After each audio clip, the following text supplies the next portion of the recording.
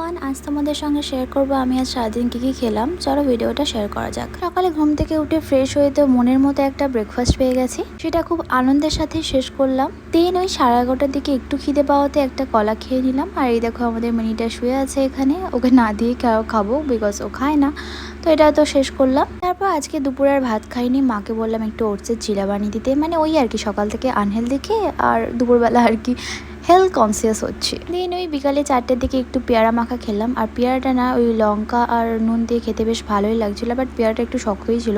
আমি আবার একটু পাকা পেয়ারা পছন্দ করি, তাই সেটা আর কি খেলাম। তারপর সন্ধ্যাবেলা কিচেনে গিয়ে দেখি মা আমার জন্য একটা নতুন নাকি রেসিপি ট্রাই করছে, তো সেটাই আজকে আমি খেয়ে ট্রাই করবো প্রথমবারের মতো বাড়িতে। প্রথমে তো বুঝতে পারছিলাম না যেটা কি বানাচ্ছে, বাট তারপরে বুঝতে পারলাম যেটা কোরিয়ান স্টাইল চিকেন বানাচ্ছে।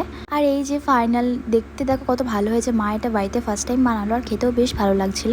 তো তারপর এটা আনন্দের সাথে খেলাম। দিন ডিনারে একটু ম্যাগি খেলাম। আর এই ছিল আজকে আমার ভিডিওটা কেমন লাগলো বলো।